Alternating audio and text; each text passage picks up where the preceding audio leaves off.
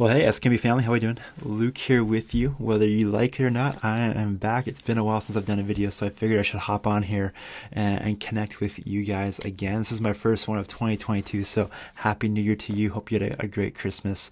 And as we head towards March, hope you are all doing just well.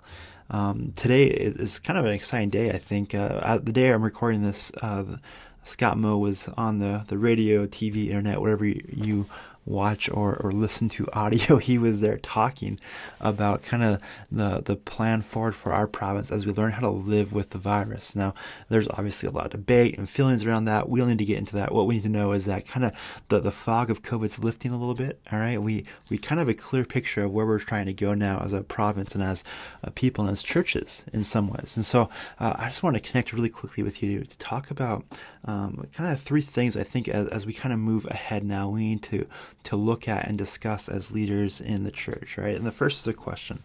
The first thing I think that you and me as leaders in the church need to ask is what do we need to refocus on? All right, COVID has basically taken our focus and moved it here, there, and everywhere. We've had to deal with all kinds of things that we don't normally deal with as leaders and pastors. We've had to become experts on masking and on COVID plans and all that jazz. And in that, we've lost sight of some of the things that are kind of staples to ministry, things that we have to do as churches if we want to kind of see people discipled and move forward. So the question is, what things do we need to refocus on as we look ahead, as we think about ministry moving forward? What would those be in your church? It could be something as simple as, passing the offering plate around if you did that, or maybe clearly communicating what new guests can do to get connected to your church. I don't know what it might be, but something simple like that. It can be as deep and as big as, what is the mission of the church, recasting the vision and mission for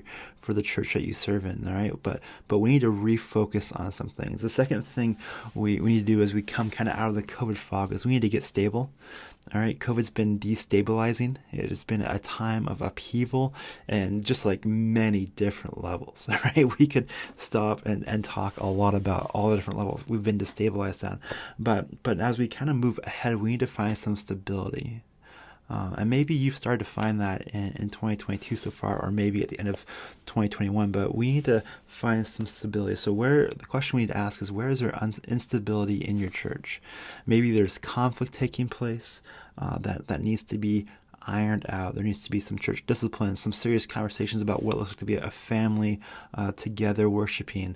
Maybe there's some leadership issues in your church that is just causing instability, and there needs to be really a come to Jesus moment as a leadership team and just kind of refocusing on what's going on. Or maybe there's budget issues, like, man, that could be one for your church. And so you guys need to re-budget and look ahead, knowing that the next year is probably going to be different as you move ahead.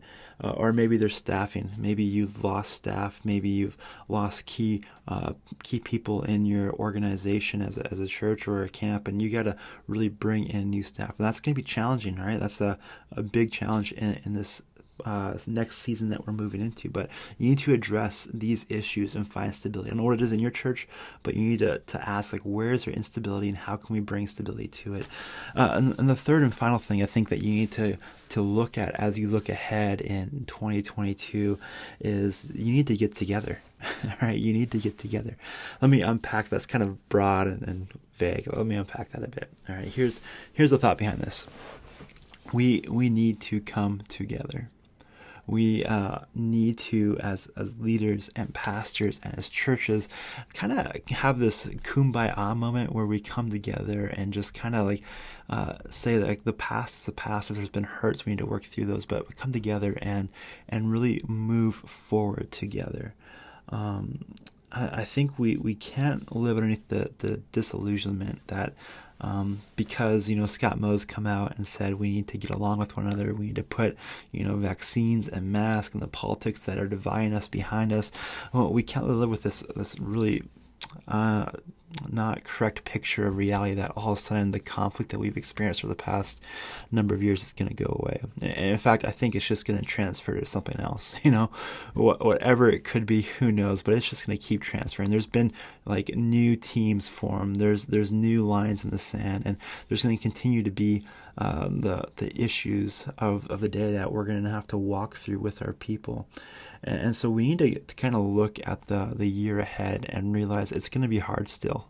All right, we need each other. So pastor, leader, just because these restrictions are moving forward and kind of maybe you're feeling good about the year ahead, don't think that you're not going to need your brothers to come around you or your sisters to come around you and encourage you. You're going to need it. We need each other moving forward. And I think we also need to remember that as we come out of COVID and kind of learn how to live with the virus, that we're all walking wounded. All of us are. We all have bruises and scrapes and scars and hurts that we're walking ahead with. And to think that those are magically going to go away is not true. Those are going to be there with us as we move ahead, and they're going to come out again as we face new challenges in the year ahead. So please just be aware of that you need other people. Our churches, our people need each other. We need to provide environments where we can get together, where we can share our hurts, our pains, our frustrations, and work those things out. Pastor, leader, the SKMB, we have Jason, who is our biblical counselor. I'd encourage you, man, if you got wounds in your heart and your life, send an email off to him, get connected. We've provided those tools for you. If you need a conversation, call Phil, call myself, call someone that you can connect with and really work through some of the pains and hurts in your life that have come over the past couple of years. We need each other. All right. So 3 things. What areas do you need to refocus on? What do you need to do to get stable? And who do you need to get together with? Where do you need to have that brotherhood, that sisterhood, that family atmosphere to work through, to walk through your hurts and pains together? 3 things that I encourage you to think through as we look ahead. That being said, all right, coming up, we have the SKMB Assembly is coming up in March in a few weeks, so just keep that on your radar.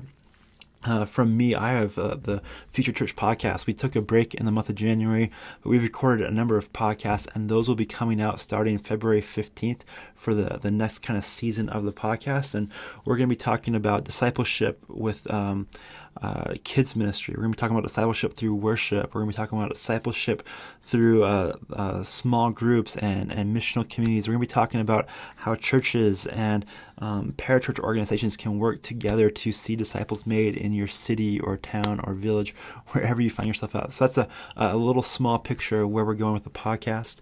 So be ready for that. That's all I got for you today. I hope you're doing well. Blessings on you as you look to see the gospel go out across our province.